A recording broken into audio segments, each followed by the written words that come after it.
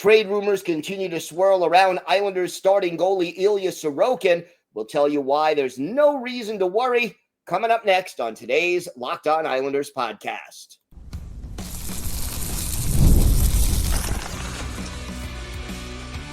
Your Locked On Islanders, your daily podcast on the New York Islanders.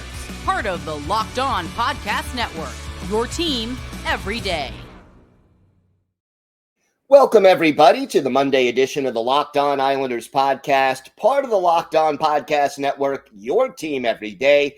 I want to thank everyone who makes Locked On Islanders your first listen every day. Don't forget to subscribe on YouTube or wherever you listen to podcasts so you never miss an episode. This episode is brought to you by your friends at Monarch Money. Take control of your finances with Monarch Money. Use code LOCKEDONNHL at monarchmoney.com for 50% off your first year. I'm Gil Martin. I've been following and covering the New York Islanders for almost 2 decades, and I wrote the book Ice Wars on the history of the Islanders' rivalry with the Rangers from 1972 to the modern era. So glad you could join us to talk a little Islanders hockey today. And we have got a lot to discuss. Lots of rumors keep coming up about Ilya Sorokin being targeted by the Edmonton Oilers in a trade. We'll discuss the rumors, break it all down, and tell you why you probably shouldn't be worrying about that. We have some news about Bo Horvat and about Victor Eklund, plus the crowded Islanders backup goalie situation and how important that is to the team. So lots to discuss on today's show. But let's start with the Ilya Sorokin rumors. And I didn't really want to get into this. I saw the rumors and really figured that this is not happening. And, you know, the Edmonton media seems to be getting into this. Mark Spector suggested on a show up in Canada that the Oilers should try to trade for Ilya Sorokin. He said, hey, trade him. He said, you know, Ilya Sorokin, now we're talking, right? Bring in a guy who everybody in the hockey world would say to you, this guy is better than Skinner. And realistically, I've heard that. There were a couple of other sources as well that discussed the possibility of the trade. But let's face it, it is not going to happen. First of all, from an Islanders standpoint, ownership and Mathew himself have indicated that they are trying to compete for a playoff spot this year. How realistic that is remains to be seen, and it's something that we're going to discuss throughout the rest of this offseason. But I could tell you right now, if you trade Ilya Sorokin, basically speaking, you're not making the playoffs anytime soon. He is, critics notwithstanding, he is considered the New York Islanders' best player. And, you know, last year, not his best season, still won 30 games, had a .271 goals against, a .907 save percentage, 4 shutouts, and he basically faced, according to some analytics projections, the most high danger chances or very close to it in the league because the Islanders had injuries on the blue line. You had Noah Dobson, who was very inconsistent in his own zone. You had a team that turned the puck over too much. It just, you know, wasn't the best set. And you had a backup goalie who was hurt, and the Islanders didn't trust their backup. They ended up overusing Ilya Sorokin for the second straight year. So he had good numbers in spite of having a mediocre team, an injury-prone team in front of him, and a team that, you know, ranked 27th in the league in goals scored. The Islanders themselves, as I said, Darsh, ownership, they have both indicated this team is retooling. If you trade Ilya Sorokin, you're not retooling. You're doing the full 5, 6, 7 year plus rebuild that ownership, you're just, you know, your chances of making the playoffs if you end up with either of the Oilers goalies, Stuart Skinner, Calvin Pickard, very, very, very slim.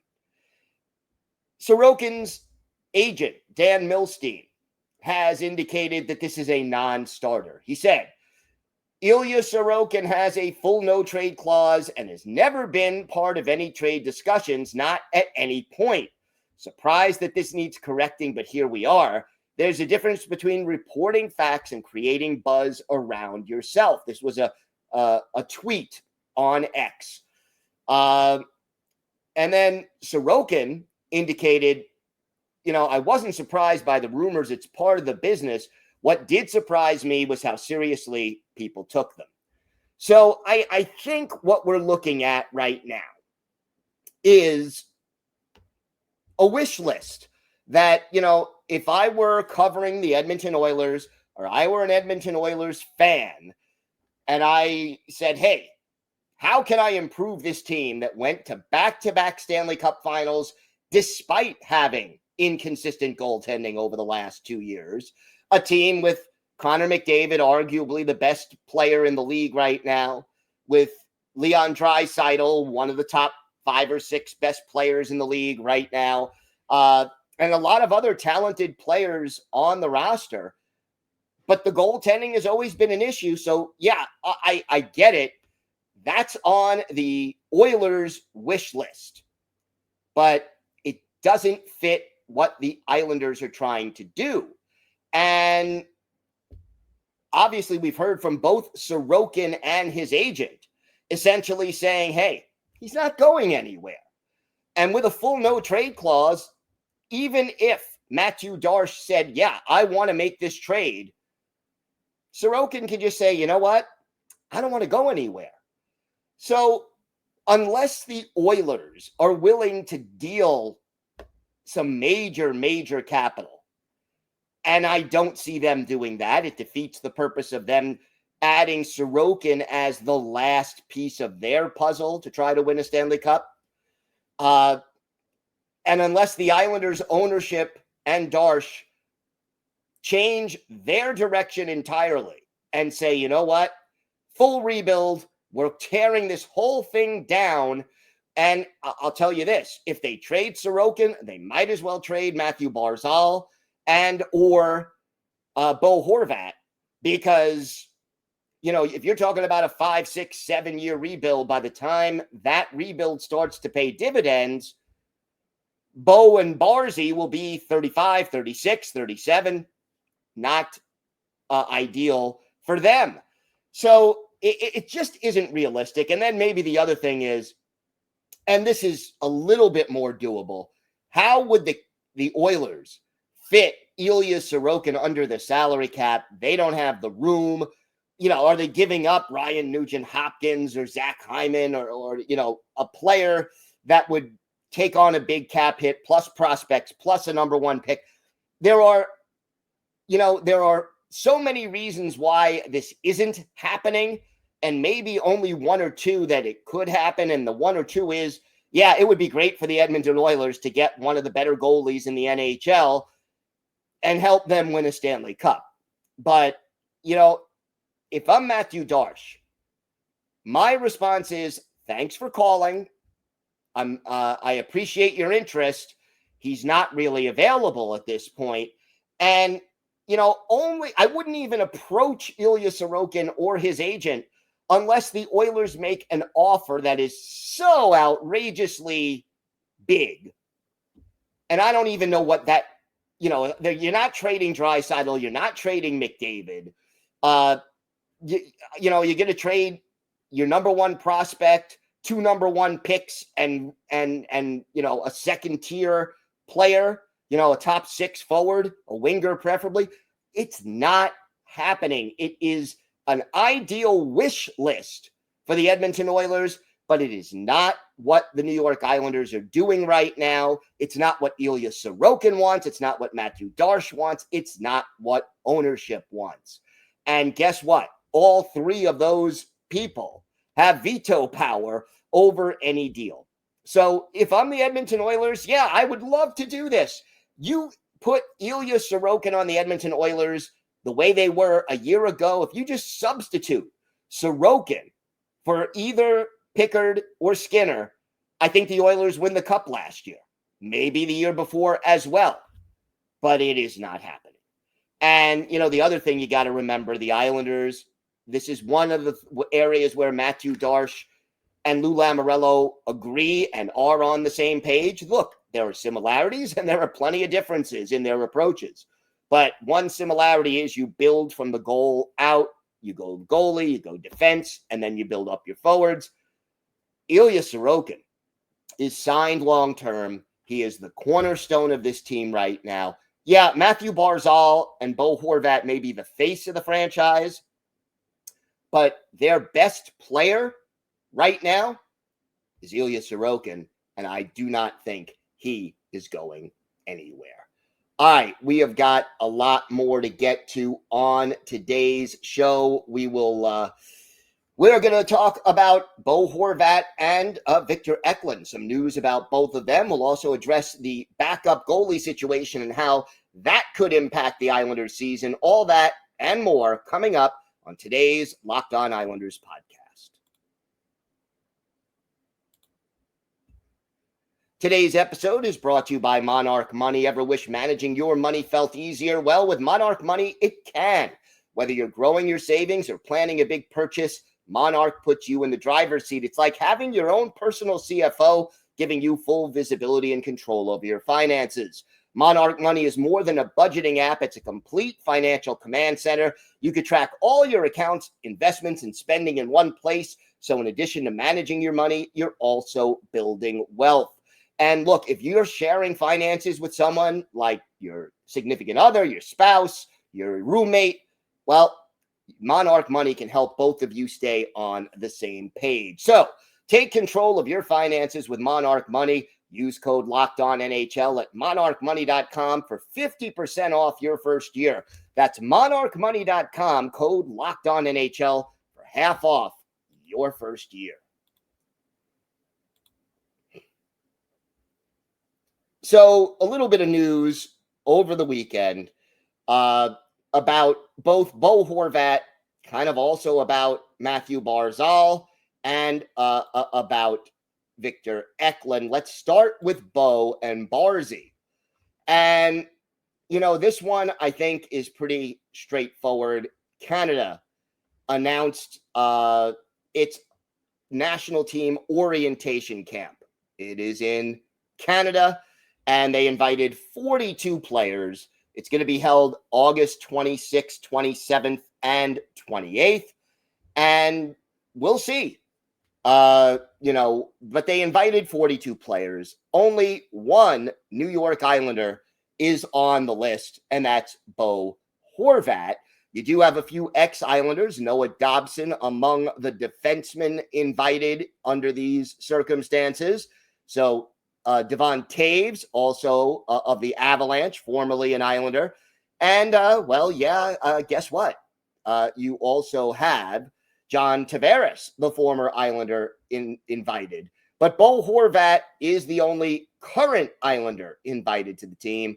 And meanwhile, guess who's not invited? Mathew Barzal. Now, don't get too upset. Bottom line is this. Barzy still rehabbing from the injury that caused him to miss, most of last year, only played 30 games. So he's probably better off not going to this camp at the end of August anyway. Rest, get rehabbed, get ready for the next season training camp. 2-3 weeks after this camp opens up. I have no problem with it. And I kind of question, though, I have to question whether or not Mathew Barzal would make Team Canada even if he was healthy. Remember, you're inviting more than 40 players to this camp, but you're only probably taking 25, 27 players to the actual Olympics, and you're trying to build a team. So if you're going to go with, let's say, 15, 16 forwards, you have Bedard, Sam Bennett, Macklin Celebrini, Sidney Crosby, Zach Hyman, Seth Jarvis, Travis Konechny, Brad Marchand, Mitch Marner, Connor McDavid, Ryan Nugent-Hopkins, Braden Point, Sam Reinhart, Mark Stone, Nick Suzuki. You get my point.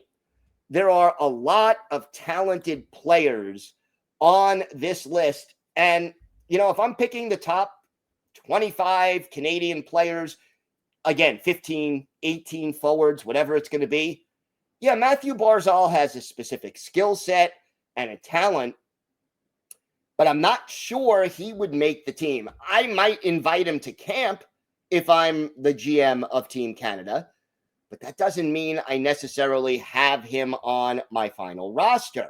And that's not a knock against Mathew Barzal. Team Canada has a lot of talent and a lot of depth. I don't know if Bo Horvat makes this team ultimately. And if he does, he's probably on the fourth line. And again, it depends on what Team Canada does when constructing their roster. Are they just going to say, we need the 12 most talented forwards, 4 centers, 8 wingers, 8 wingers, 4 centers. That's who we're going to play. And we'll put, 3 or 4 backups to travel in case of injury, in case of whatever. That's one approach. Or are you looking to build a team? So someone like Tom Wilson, who was invited, for example, adds that physicality and aggression to the forward group. Do you want to have a guy who will play a checking role and play it well, either on the fourth line or the third line? I mean, if you go back, for example, to the 2014 Olympics where John Tavares got injured, he was a fourth line player on that Olympic team. So how are you putting together your team? And yes, Barzy has that skating ability, the playmaking ability that I think, especially on the wider international size rinks, would be very beneficial in a lot of ways because you have a little more room with the wider ice surface. But if I'm just picking the 12 best players or 15 best forwards out there, I am not taking Mathew Barzal necessarily on Team Canada. Now, obviously, it's August. There's a long way to go before teams are announced at the end of December and then before the Olympics take place in February. Players will get injured. Some players will play poorly. Some players will surprise everyone and play well and might get invited to the team, in spite of not being at this camp right now. So we'll see, how it all plays out. But it would not surprise me if both Bo Horvat and Mathew Barzal do not represent Canada at the Olympics. Wouldn't surprise me if one of them makes it. Bo more likely than Barzy, but we'll see. We'll see how it all plays out. Meanwhile, a little news Friday breaking about Victor Eklund, who was the Islanders' second pick in the first round this year, 16th overall. And he did attend prospect camp, but will not be attending rookie camp or training camp in the fall. That reported by the Hockey News. Why? Well, here it is. He would have to miss 6 games for his team over in Sweden, and it would probably jeopardize his roster spot and his ability to prepare for the season. And if that's the case, again, Eklund wasn't making this team this year. When I say this team, the New York Islanders. And he wasn't going down to Bridgeport. He did sign his entry-level contract, but this year will not count as the first year of that contract unless he plays more than 9 games in the NHL. He wasn't going to do that anyway. So would it be great? Would it be ideal in an ideal world to have the, Victor Eklund in camp for a week or two to, work more with the coaches? Yeah, it would. Work more with his teammates, get more of a feel for the North American game. It absolutely would be fantastic. But it's a luxury. And we know he's playing in Sweden this year. Let him work with the team he's going to play for. Let him get acclimated there. And look, the fact, and again, this is one of those things everydayers you'll remember. I talked about it last year at this time. how, it made no sense that Lou Lamoriello used to be the only GM who did not hold a summer prospects camp so that players from overseas and players attending college, could work with the coaches and work with some of the other prospects and see Long Island and get a feel for the practice facilities and the way coaches wanted them to play. That's no longer an issue. I would be more upset if Eklund hadn't already attended prospects camp in July, end of June, beginning of July. Now, yeah, I wish he could attend, but he's already been here for prospects camp. He'll be here next year, most likely. I am totally, totally okay with the way this is working out.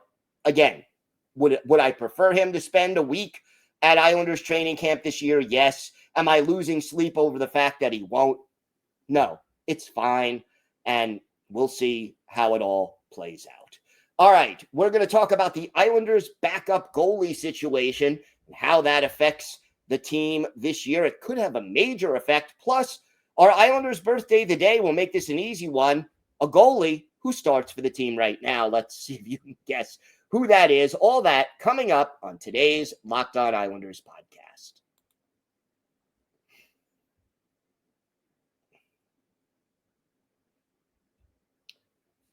So the backup goalie situation is a crowded one right now for the New York Islanders. And there is one thing that really is going to be the pivot for all of this. And that is the health of Semyon Varlamov. Varley says he hopes to be ready to play coming off surgery. He didn't play after Black Friday in the United States, which is the day after Thanksgiving. So all of a sudden you realize that if Varley is ready, you now have a surplus of goalies because you still have Marcus Hogberg, who's in the final year of his deal. And you have David Rittich, who the Islanders signed this offseason. So the cap hit is $2.75 million a year for Varley. He has 2 years left on his deal with a 16-team no-trade clause. You have Hogberg, who is on the second and final year of his 2-year deal, making the league minimum $775,000. And then you have Rittich, who signed a 1-year deal worth $1 million AAV. If Varlamov is ready to play and can be the reliable backup, you don't need both Rittich and Hogberg. And one of them could very well be traded before the season starts or early in the season, because I doubt the Islanders will carry 3 goalies on the big club, and I doubt that they would have both Rittich and Hogberg in Bridgeport as the 2 goalies there. It doesn't make sense. You want to have, generally speaking, ideally, in the AHL, you want one starting goalie and one, veteran goalie and one goalie who's considered a prospect. Whether it's the starter is the prospect or the starter is the veteran, depends on where the prospect is in their developmental curve, how good the veteran is, how much emphasis the AHL team is placing on winning games versus developing players. There's a lot of factors here. But it would make very little sense for the Islanders AHL team in Bridgeport to basically have both Rittich and Hogberg on their roster. And so to me, if Varley isn't healthy, one of those two, you put Varley on IR or more likely LTIR, and, you have the winner of that competition is your backup, the loser is the veteran in the AHL.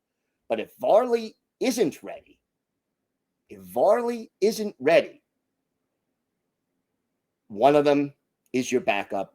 One of them is your AHL goalie. If Varley is ready and healthy, you're probably trading one of them. And then there's another possibility. Let's say Varley is ready, plays well. You may be able to move him at the trade deadline. I don't know how much he'd get you at this point at age 37, but you could get something for him. I know that Ilya Sorokin and he are friends, that Varley mentored Sorokin. I kind of think that the Islanders would prefer a healthy Varlamov to be the backup, but there are options here. And I don't think that if all three of those potential backups are healthy, one of them at least is getting moved and one of them is getting sent to the minors, maybe two. So it's an interesting conundrum, and we'll see how Mathew handles it. But the linchpin of all of this is the health of Semyon Varlamov. If he's done or he's not ready for the year, it changes the whole dynamic. We'll keep an eye on this throughout the offseason, throughout training camp. And rest assured, this is something that could go into the regular season, because if Varley is not ready to start the regular season, but he comes back December 1st, and I'm making that up, but as a date, but just using it as an example, that's a different set of decisions. If his career is over or he's out long term, that's a different situation. A lot will depend on the health of Semyon Varlamov and then how well Rittich and Hogberg play in training camp. So we'll see how it all plays out. Easy Islanders birthday of the day. Let's see if you guessed that today is the 30th birthday of Islanders goaltender Ilya Sorokin. He is now the big 3-0, 6'4", 211, third round pick of the Islanders in 2014. Made his debut with the Isles in 2020. 2021 became the starter the following year. So he's been the starter now for 4 seasons on the island. And we will go back and revisit one of his better games as an Islander, a historic game for him. Islanders visiting the Buffalo Sabres in Western New York. Obviously, Ilya Sorokin, the goalie for the Islanders. Carter Hutton, the goalie for the Buffalo Sabres. And in this game, Anders Lee, J.G. Pajot, and then Anders Lee again get your goals. Josh Bailey records 2 assists. But the big story of this game, a 20-save shutout for Ilya Sorokin. This was his first career NHL shutout. And, Ilya Sorokin now has 20 shutouts, closing in on Chico Resch as the Islanders' all-time shutout leader. We'll see if he can get that done. But Ilya Sorokin, franchise goalie of the New York Islanders right now, he is our Islanders' birthday of the day. Happy 30th birthday to Ilya Sorokin. If you have a question, a comment, maybe a topic you'd like us to discuss on a future episode, you can email us at lockedonislanders@gmail.com. If you leave your first name and where you're from, we're happy to mention you on the show when we discuss whatever's on your mind. You could follow the show on X at Locked On Isles. You could follow me, Gil Martin, on X at Ice Wars NYR VSNYI. We'll keep you up to date on all things Islanders all off season long, and it's great to talk a little Islanders hockey with you anytime. And we want to thank you for making Locked On Islanders your first listen today. For your second listen, check out the Locked On NHL podcast. There is no off season. We're bringing you the daily league-wide stories that matter most with the local coverage you love from Locked On. Find Locked On NHL on YouTube or wherever you listen to podcasts. It's part of the Locked On Podcast Network, your team every day. Everydayers, we are back Wednesday with a new show, and we're working on some big interviews. We have a couple in the can already that we're going to broadcast, and we're working on some others that will be really exciting for this offseason. And always, we will have our latest Islanders news, notes, and happenings, and keep those mailbag questions coming because we always love to hear from you and answer your questions about what's on your mind about the New York Islanders. Until then, have a great day, everybody. Stay safe. And of course, let's go Islanders.